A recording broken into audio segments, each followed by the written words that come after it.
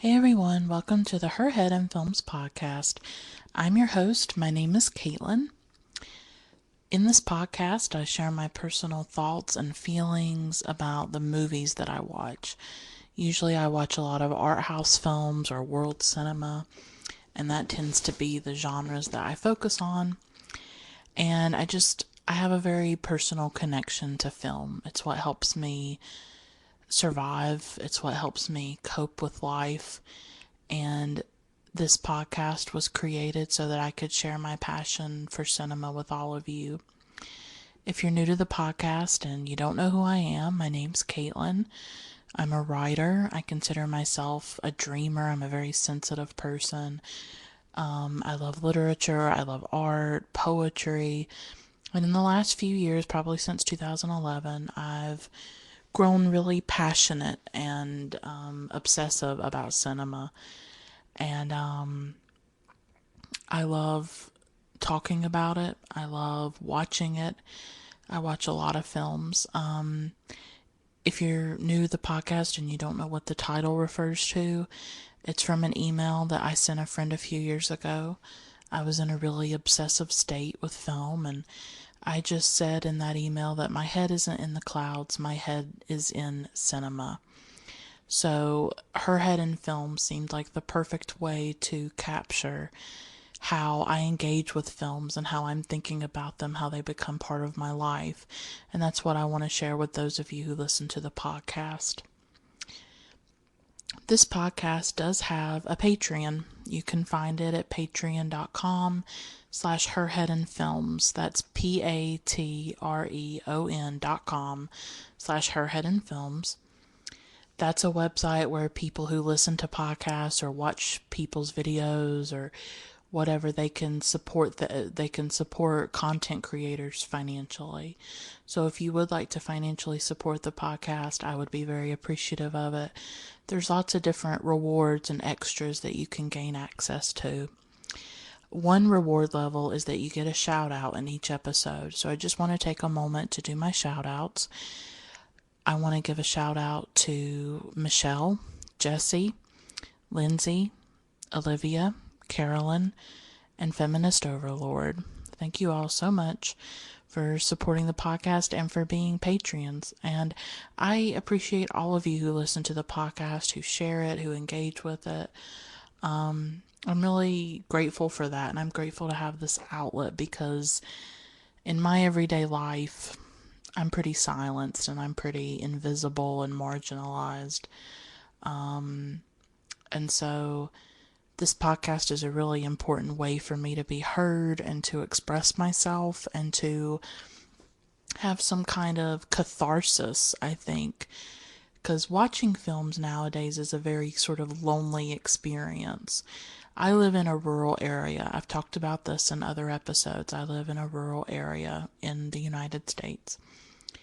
I don't have an art house theater down the road from me where I can go watch, the latest Terrence Malick film or the latest Agnes Varda film. I have to watch things on my computer. I watch film alone. It's very solitary for me. I think it's very interesting the way cinema has shifted, where it used to be this collective, communal experience for people. And I think in the age of streaming, and in the age of just maybe having one theater where you live, and if they only play the blockbusters, then you've really got no access to classic film or art house or world cinema unless you use streaming sites or buy electronic copies or even buy DVDs that you watch on your computer or in your home theater system. I just have a little Chromebook. I don't have anything special, so I rely on streaming, and so I watch films alone. It's very solitary for me. I don't get to talk to anybody about these films that I watch. And often certain films will get stuck. It's like a piece of grit that gets stuck in this groove, and I can't get it out of my head, or I start to see associations with other films. And so that's why I wanted to do this podcast. And this podcast, it's going to be about a few films, but it's going to be about this thing that I've been thinking about today. And, you know, as I've said about film, it's life-saving for me. I have had a difficult life, and I've gone through a lot of things in my life, and a lot of loss, a lot of grief, a lot of trauma. I struggle financially. I've always been working class or poor, and so I don't know. I've just been going through a difficult time. I feel like I'm sort of always going through a difficult time. And I go through depression, as some of you may know from other episodes, and I'm very open about it. That I do struggle with depression, and it's hard. And often, sometimes when I'm depressed, I will watch more films. I found myself watching more films lately, just to sort of, I don't know, get through. It's just very hard.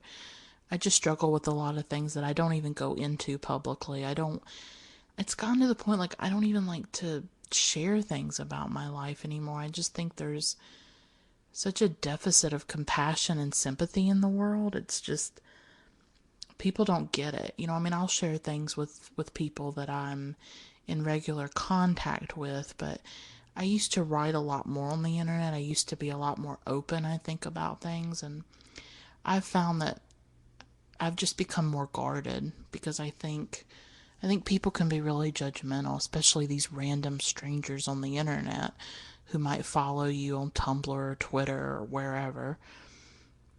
I find myself just not wanting to write as publicly anymore as I used to, or be as open about things, and I guess I've sort of shifted it to the podcast a little bit and tried to be a little bit more open. So today I finished a film that I want to talk about, and then I want to talk about a few other films that are sort of related to it.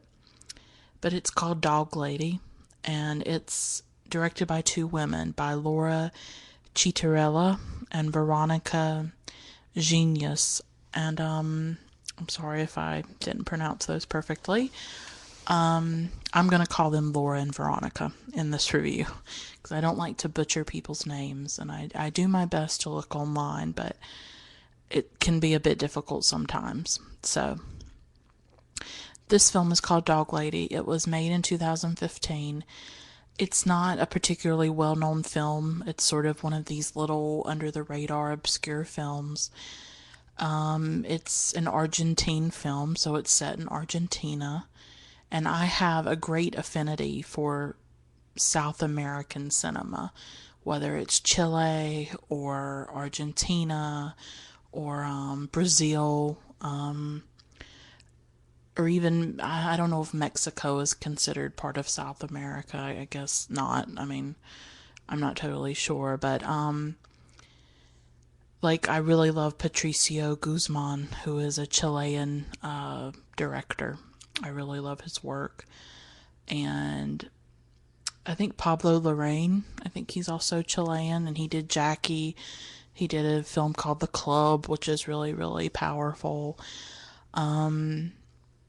So I watched another Argentine film this year, I think, called The Official Story, I think it was, and it was about the military dictatorship in Argentina and things like that. So South America, a lot of the films explore the dictatorships of the different countries. So there's this historical trauma that is often in the work that I think attracts me to it, especially Patricio Guzman's work. I think he is spectacular. I love Nostalgia for the Light. I love The Pearl Button. I would, of course, love to do an episode about him one day, so maybe I'll fit that in or explore his work. So I haven't seen a lot of Argentine cinema, but I've seen some of Laura Citarella's work. She has a film called Ostende, and I watched that one, and then I watched this one called Dog Lady, and I watched them on Mubi, which is a really great art house website where you can find art house films, you can find world cinema, and often it's contemporary stuff too that you are not going to find on Netflix or Hulu or any of these other streaming sites. I'm not saying that for any other reason than that I use the website. I'm not being It's not a sponsored thing, or this is not an ad for Mubi. I use Mubi. It's MUBI.com, Mubi. So that's how I saw these films. And Dog Lady in particular just stayed with me, and I finished it today. And it's this very sort of simple film in a way. There's no plot. It's really one of those. This is the kind of film I really like, in that it's slow, it's quiet, it lingers in silences, really, and it's immersive, and it really is just about a woman, the title Dog Lady, who lives with her pack of dogs. She has about 6, I would say. And she just lives in the woods. She lives on like the outskirts of town in Argentina. And she just lives her life with her dogs. She has like maybe a little hut that she's built, like a little house. And it just shows her through the different seasons. There's autumn, there's spring. And just how she survives. You know, she gets water. She steals candles from a church at one point. And she steals food at times. And then other times, I think maybe there's restaurants or whatever that will give her food. And she walks with her dogs around. I mean, there's really not any plot to talk about, really. So it's interesting that I chose this for my podcast, but that's why I have a few other films that I want to talk about in relation to it. And like I say, I love films like this. I love films that are directed by women. I like films that focus on women. And this is a film that focuses on a marginalized woman. This is someone who is living in the margins of society, living outside of society. She has chosen to have this life with her dogs. And I tell you, this is something I think a lot about. Like, when I think about my dream life, which I'll never have, but this is my dream life. I want to have a cottage in the woods, preferably in England. I can't explain it. I love it. I have this obsession with Britain. I don't know. Especially English gardens. I love English gardens. And so, like, gentried, aristocratic British people, right? But I want to, like, or like Cornwall, like Daphne du Maurier. I love her work. And I always love when she talks about Cornwall and the water and stuff. But I imagine myself somewhere in the woods, maybe in America. You know, I'm from the South. I love the woods. I love nature. It's how I grew up. I'm a rural person. I live in the country. It's sort of part of my blood. And so I live in the woods, but I have a decent cottage. Like, it's nice quality. And it's isolated. There's not a lot of people around. And I have an English garden. Like, it's like an English garden. I imagine it almost as Florence Welch's home. I don't know if any of you have seen Florence Welch's home. You should look for it on YouTube. She's the singer in Florence and the Machine, and just go and, you know, Google Florence Welch's home. And it's so dreamy, and she has this garden. And so my dream life is basically peopleless. It's like a life away from people and isolated from people. And I would have cats. I would kind of be like Enya a little bit, like the singer Enya. I saw this story, like, I don't know, a year or two ago, where she lives in a castle with her cats. And I'm fine with that. I could do that. You know, instead of my little cottage, I'll have a castle with my cats. And I'll have a little English garden somewhere. I love the film The Secret Garden that was made in 1993 by Agnieszka Holland. And I'm going to talk about another film of Holland's in a moment. So I have this whole dream life in my mind that I have, you know. And it's always away from people. It's with animals. And I've thought a lot about recently with the election, the 2016 election of Trump and all that.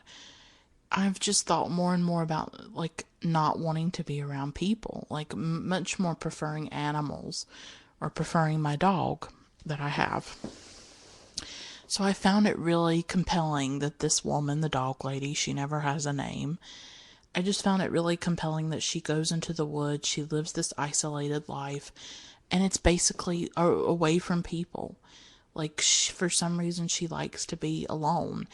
And if you think about most films, mainstream films, but even art house films, there's always they always have people. They're always about relationships, whether they're romantic relationships or a mother-daughter or, a parent-child relationship or whatever the case may be, human relationships, right? This is so anti that. This is not about her relationship with anybody else. It's about her relationship with the dogs, and it's about her life and how she survives. But she doesn't seem to be sad. She doesn't seem to be desperate necessarily, even though she steals things at times. She seems to have chosen this life. It doesn't seem like it was forced upon her. She doesn't seem depressed particularly. It doesn't mean that her life is easy. It doesn't mean that she doesn't have, obstacles and challenges in the way that she lives, but it came off to me like a voluntary decision that she made to live this life, to live with her dogs, to sort of renounce like the human world in a way, a little bit. I mean, she interacts with people. There are scenes in the film where she is with people, and she goes to see a friend, I think, who lives in an apartment. And so it's not that she's never with people. She just doesn't seem to need them. She doesn't seem to need those things. And this is something that, again, I relate to, and that I've never had really strong interpersonal relationships with people. I've never had a lot of friends. I've never had those connections with people for various reasons. And I am someone that keeps my distance from people just because I've had a lot of bad experiences, especially with family. I'll put that in quotes, family. I don't really consider myself as having a family. I have my mom. And I did have my father, but he died when I was 16. And that was in 2006, and that was, if you've listened to other episodes, the defining experience of my life, and a trauma that I've never recovered from or come back from. And it basically shattered and destroyed me. So in many ways, I am just a shattered woman living and surviving in the aftermath of sort of the complete destruction of my life and my being. And I know I sound really dramatic saying that, but I don't know how else to say it, that I was completely annihilated by losing my father. So he was my best friend. He meant everything to me. And so to lose that person, and then to experience family members, in quotation marks, who were not particularly kind or compassionate or loving, and to not have a support system or anything like that, I think it changes your relationship with people, and I do not trust people for the most part.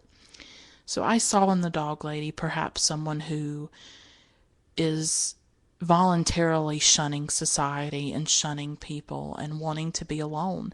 And I cherish my solitude. I'm someone who, I consider myself a writer. I like to be alone. I like to write. I like to watch films.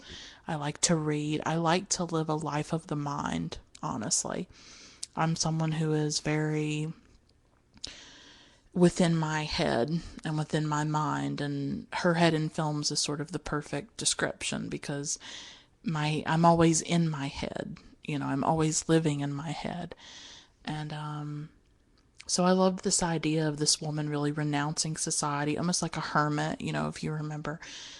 Maybe like, what was it, the Middle Ages or the medieval times? There were these women who would be hermits.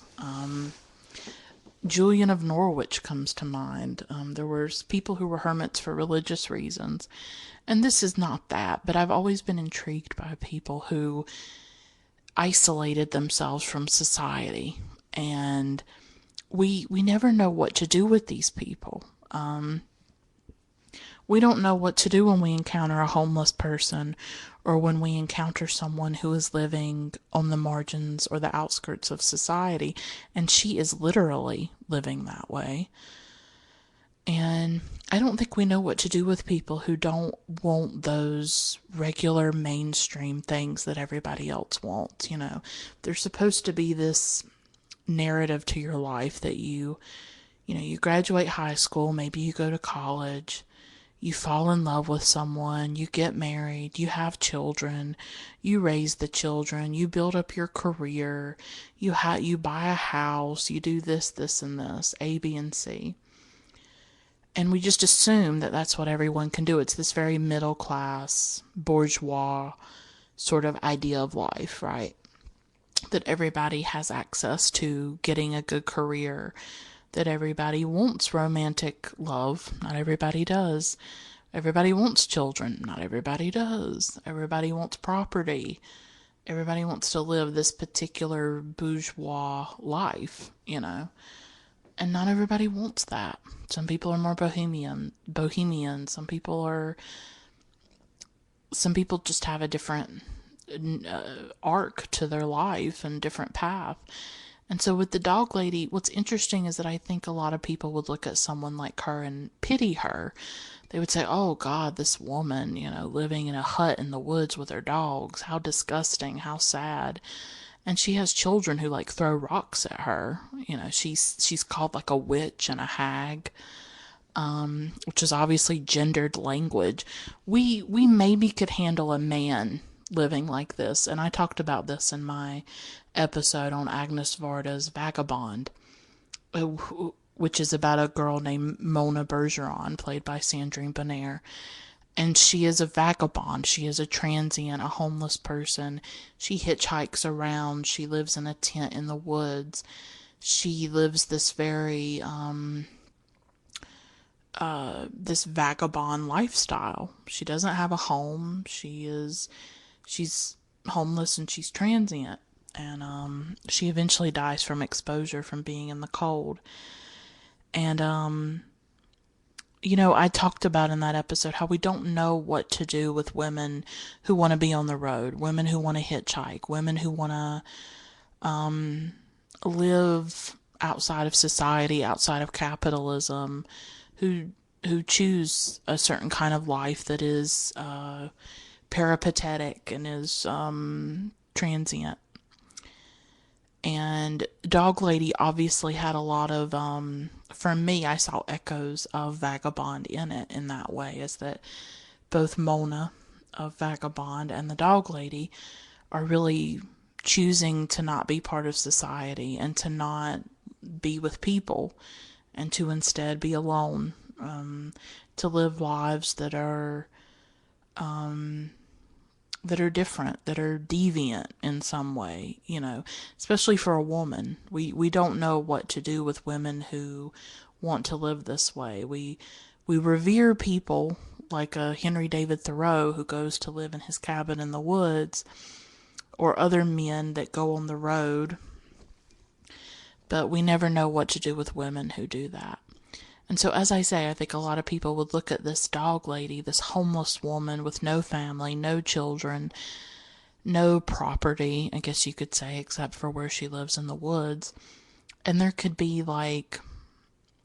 pity, and there could be disgust and repulsion, from someone like that. And instead, I think this film shows the complexity of her life, that she isn't someone who needs to be pitied, that she's a woman living a different lifestyle, obviously, but that she is strong and she is smart and she has survival skills and she has her dogs and she gets to be with nature. And there's bad parts to it, like in the winter and the autumn, and she has a little bit of a cough, and she may not have access to as much medical care. She may not have protection from the elements, and so that comes into it. She's in her 40s.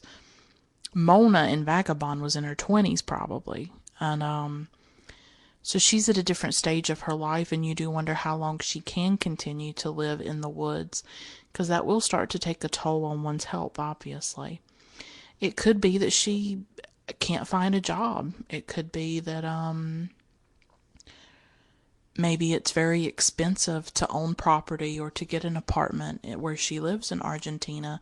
That's certainly a theme throughout here in the United States, where it's very difficult to afford places to live in the United States. So there's a lot of reasons why she could be living in the woods. I think of after the 2008 recession happened here in the United States, there were like tent cities that started to pop up for people that had been foreclosed on when they had lost their homes. People didn't have anywhere to live, and we still have a substantial homeless population in the country. So she could be choosing to live like this, or she could live in a society where she has to live like that in order to survive because she can't find a decent job that will support her and let her afford a place to live. And so that's obviously something that you have to take into consideration as well. But this film gives dignity to her life instead of pity. And that's really important, I think. This film, while it reminded me of Varda's Vagabond, which I love, and it's probably my favorite Varda film, or one of my favorite Varda films, it also reminded me of a recent Agnieszka Holland film called Spoor. And it's actually going to be chosen as Poland's Oscar pick for the foreign language category. They're actually going to choose Spoor as Poland's what is the word? What they're going to present, and it might be chosen for the Oscars. So we'll see what happens. And Holland, I'm a big fan of Holland's, and I love her work. I've seen The Secret Garden, and In Darkness was really good, which was about Jewish people during the Holocaust who were hiding in the sewers, I think, of Poland, and how they survived the war that way, World War II. It was a really powerful film. Spoor is also a very powerful film. It's about a woman who lives with some dogs.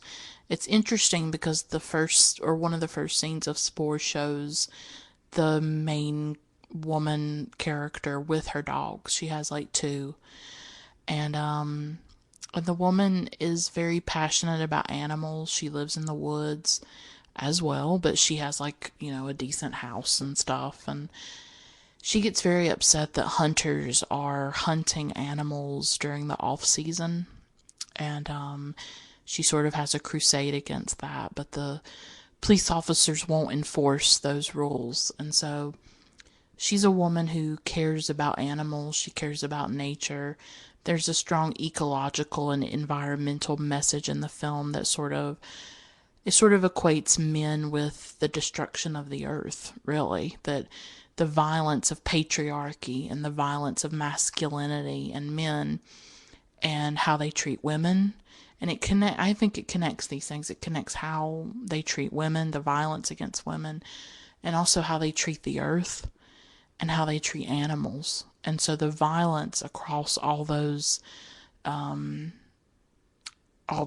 things is interconnected, and then here is this woman, this older woman, she's probably in her 50s or 60s, who ferociously fights for animals and the earth, and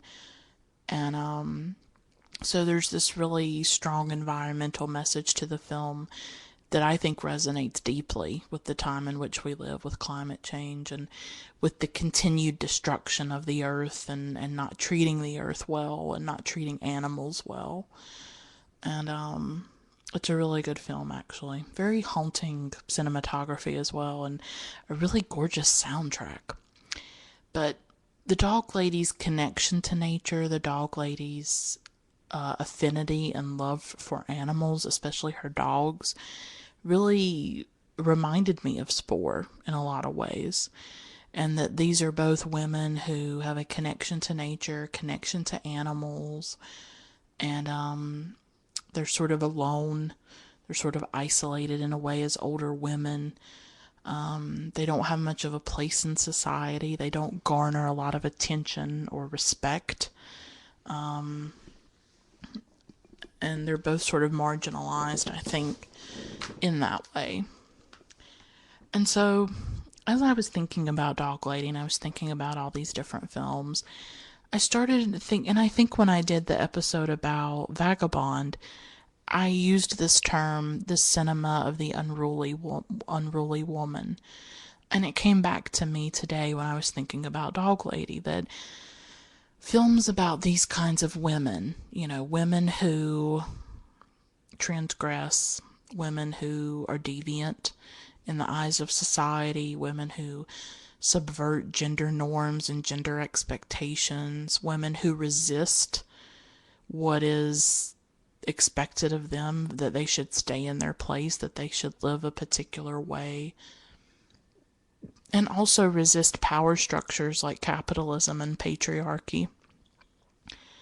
That these women are often also marginalized and made invisible. That for me, this is sort of the cinema of the unruly woman in a way, and it just was a term that came to me. And I'm not any kind of film scholar or anything, but I just like it as a term. I just like it as an idea of maybe situating some of these films, often directed by women, but not always. And I like thinking about what would fit into this cinema of the unruly woman. And I use the word unruly because I recently read Roxane Gay's memoir called Hunger, and she uses that word a lot, talks about how fat women, fat bodies are seen as unruly, which really is uncontrollable and excessive and outside the bounds of what is normal and acceptable. And a writer named Anne Helen Peterson also wrote a book that I read called Too Fat, Too Slutty, Too Loud, The Rise and Reign of the Unruly Woman. And I also read that this year. So this word unruly has sort of been echoing in my mind, and I've been thinking a lot about it. And so I would obviously add Mona from Vagabond. I would definitely add the woman from Spoor. I would definitely add Dog Lady. And I was just going through some films. I would definitely add Gena Rowlands in some of her Cassavetes roles, like A Woman Under the Influence, like Gloria, like Opening Night. For me, these are women who are hungry. These are women who are aggressive at times, women who want things, women who make demands at times, but not always. I would put in Wanda by Barbara Loden. I think she's unruly. I think there is something about Wanda that is, she's unruly in the sense that you can't pin her down, or you can't totally make sense of her. Wanda, I did an episode on Wanda that you can listen to, and it's just, she is so small in many ways, and so silenced, and so, she's hard to decipher in many ways, but I think there's something sort of unruly about her too, or, I don't know. I would say the Possession, Isabel Anjani. I don't know if I'm saying her name right at all. I apologize if I am. It was made in 1981, and it's called Possession. It's also by a Polish director that I'm not even going to try to pronounce. I think that would definitely be an unruly woman right there. There's this great film called Violetta Went to Heaven, which is about a singer, and I would definitely put her in there. The Red Shoes, Moira Shearer. I think she's a bit unruly. She's someone who wants a lot. She wants to be a dancer. I was thinking maybe even Ingrid Bergman's character in Stromboli, how she's on that island and she can't stand being there, and all the women on the island judge her, and they can't control her, and they want to, and she's sort of fighting to sort of get away from that island or that volcano. I would put her in there for sure.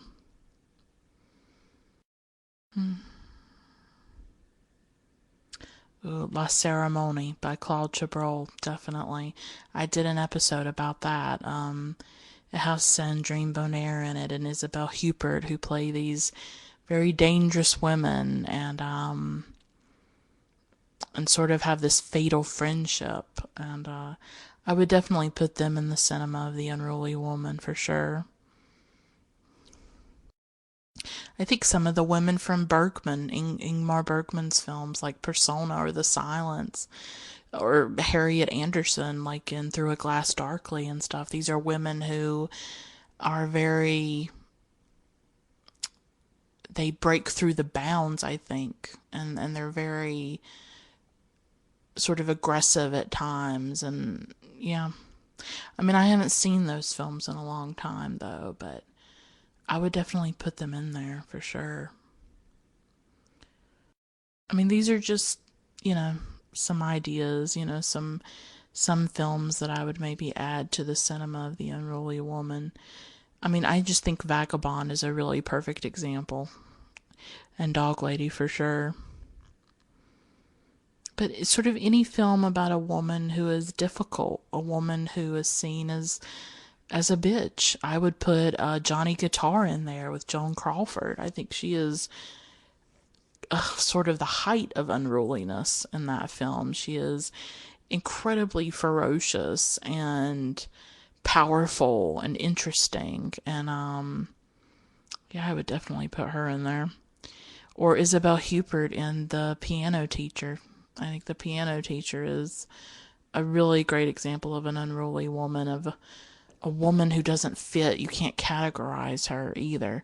I mean, I don't know if unruly is the right word at times. It's just women who we don't know what to make of. Women who are not sort of, demure and polite and perfect, but women who are really flawed and outrageous at times, right? Like Joan Crawford and Johnny Guitar. Women who are different and really outside of our ideas of how a woman should act. I mean, The Piano Teacher would be a good example of something like that. I would even put La Vie en Rose in there. Marion Cotillard as Edith Piaf. She's incredibly unruly. Edith Piaf was just larger than life. She was so just outspoken and so audacious and a real survivor.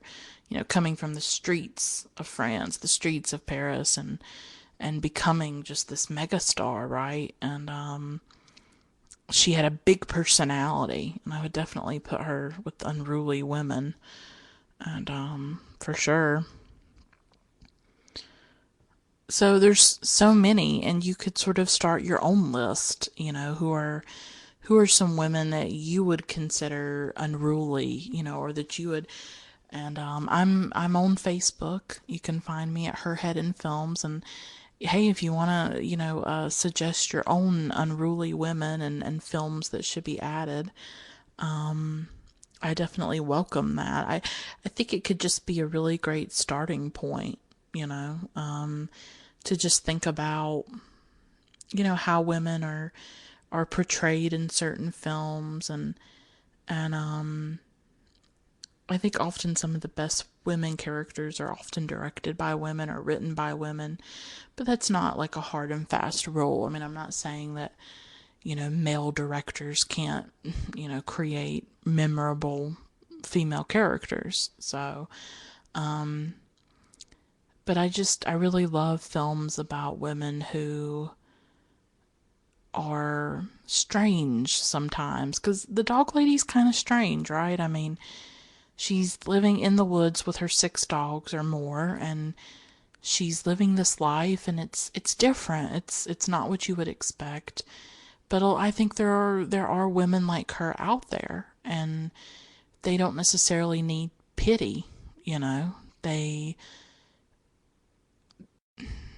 they need their dignity. They need to be respected. They need to be heard and listened to. And I just think of all the women in this world who are just so like Wanda. I mean, I always come back to Barbara Loden's Wanda. It's just sort of like a touchstone in my life, I think, when I saw that film. Just women who are silenced, who are marginalized, who are invisible in many ways. But often the things that make them silenced or that make them marginalized can also make them unruly. They become marginalized through their unruliness because they may be fat, or they may be a woman of color, or they may be, loud and outspoken and shrill, as they use with that word. Or they might be a bitch, like, Barbara Streisand has always been called, because she was a director and she was a perfectionist, and that was always used to discount her and to put her down. Whereas, when male directors acted the same exact way, they were geniuses. So often the things that make women marginalized are their unruliness. It's the same, they're interconnected for me. That if you are an unruly woman, if you are too fat, too slutty, too loud, like Anne Helen Peterson's book title, then you're often going to be marginalized, because you are asking for too much, and you want too much, and you feel too much, and you're not able to fit yourself into these boxes. You're not able to conform, And I think of myself as unruly in a lot of ways, that I don't fit in to these preconceived boxes. I don't conform. I have always been on the outside of life. I've always been on the outside of society, looking in. I've always felt this distance from people, that there was this wall or this screen or something that separated me from other people, because I'm not pretty, and I'm not demure, and I have opinions, and I have thoughts, and I'm a feminist, and I'm a socialist, and I'm, I'm a thinker, I'm a critical thinker, and I think too much, and I feel too much, and I write, and I love different films. I love these little films like Dog Lady and Spoor and Vagabond, and it's like I always felt like there was no place for me, and there's still no place for me.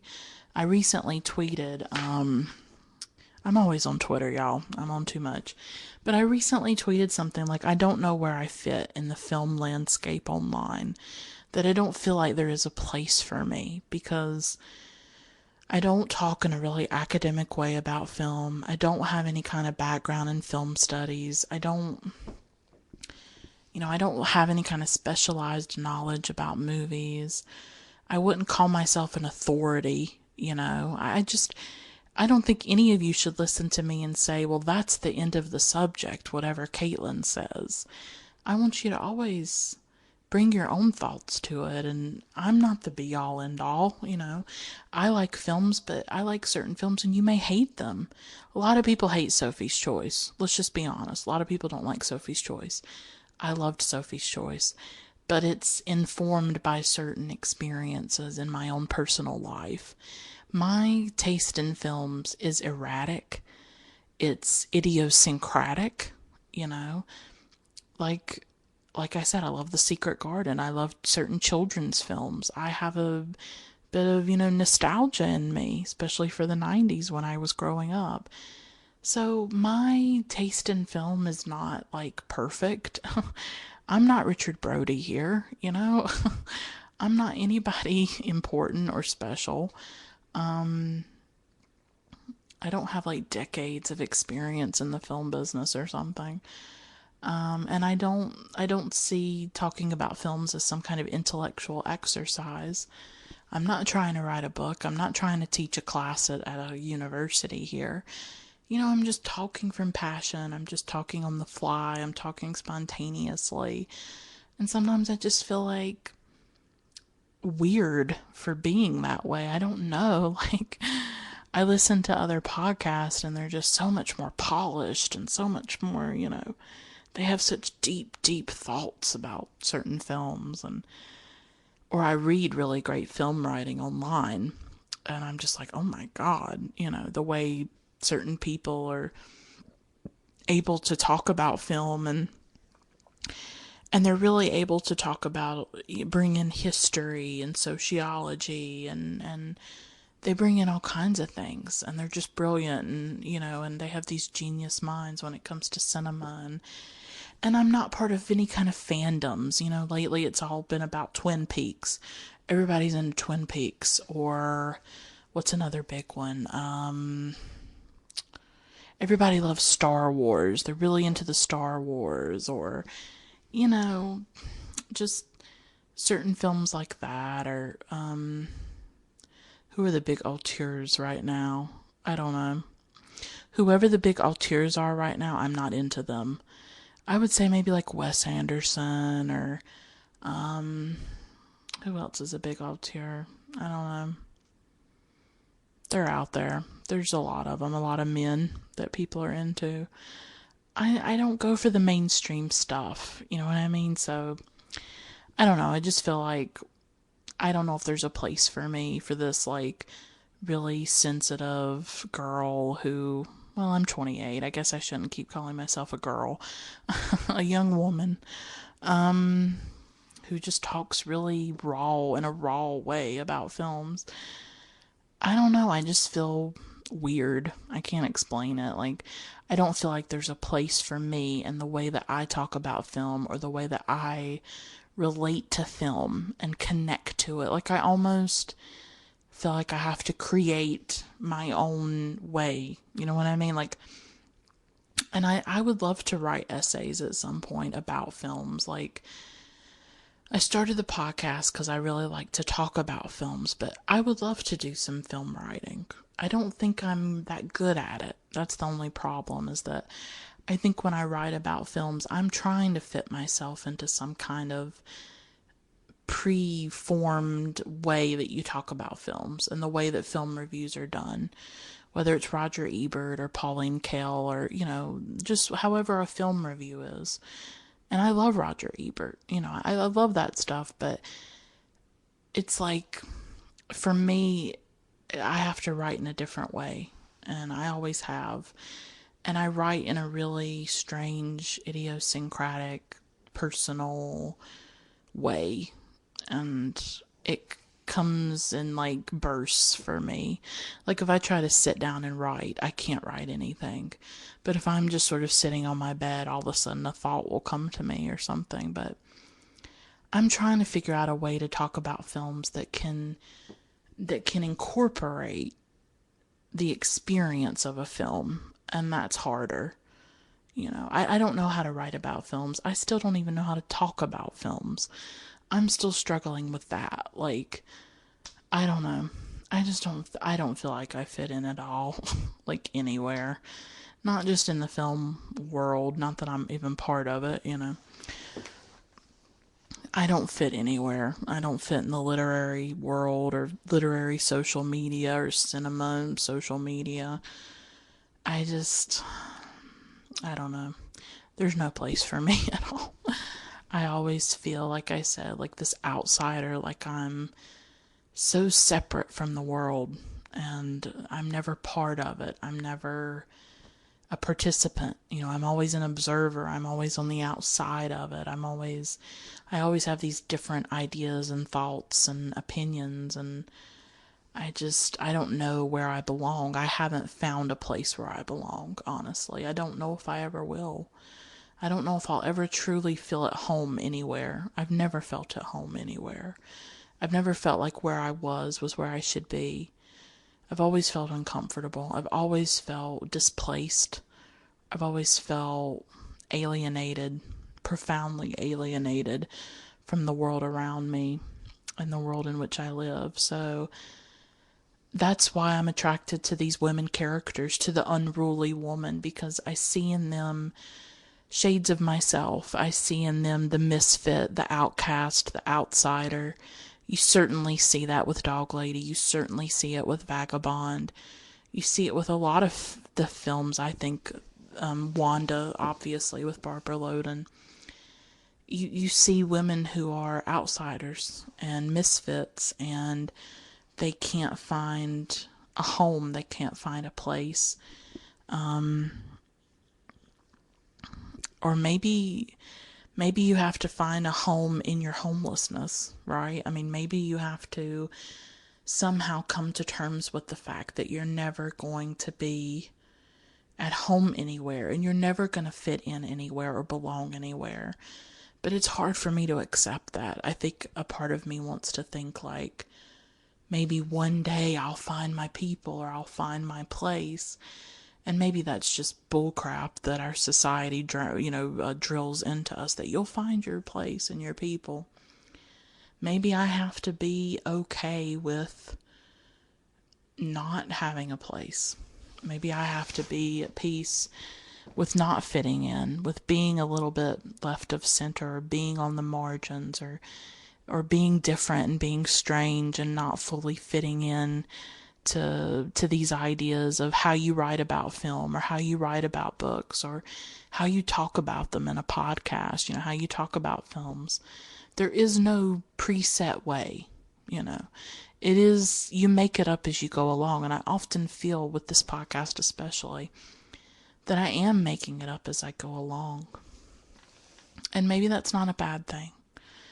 It means that I can keep reinventing myself, maybe, or keep it fresh in some way, or I mean, maybe it's good to never feel like I totally have it figured out and have it all solved, I don't know, but I like talking about films.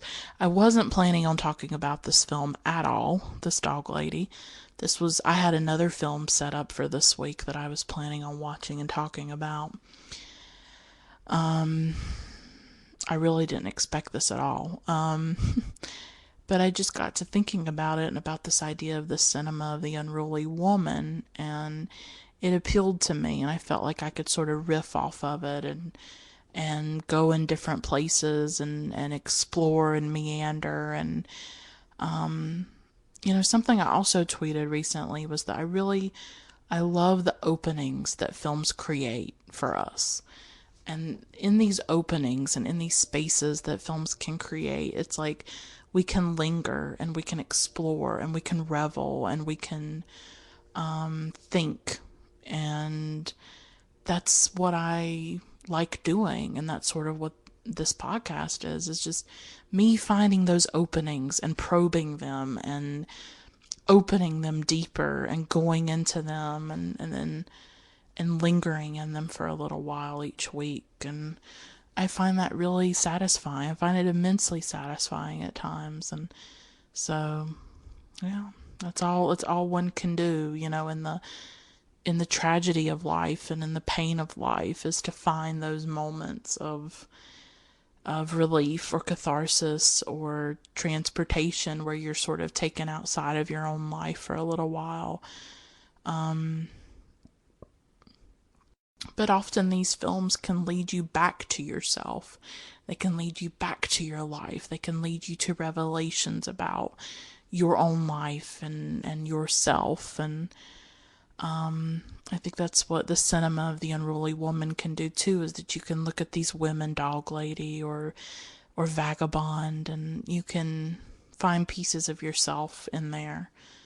And of course you can give attention to women who are often not given attention to, and that's important too, is to bear witness to other women's lives and other people's lives and their experiences, and hopefully it'll make you a little bit more humane and a little bit more kind and a little bit more open-minded about the world, and how the world is so vast and diverse, and all of us are so different and going through very different experiences. And I think we need a little bit more compassion and sympathy in this world for sure, and empathy. It's not always enough, but we need more of it. But I'll stop here. I have rambled long enough, and this was a really good episode. It sort of crystallized some of my thoughts about, the cinema of the unruly woman, and And it's something that I'm going to keep in mind as I go forward, and maybe I'll expand it or, explore it deeper. We'll see. I think it's an interesting idea, and I'd like to see where it leads me. So, I'll stop here. Thanks so much for listening. Until next time, please keep watching great films. Bye for now.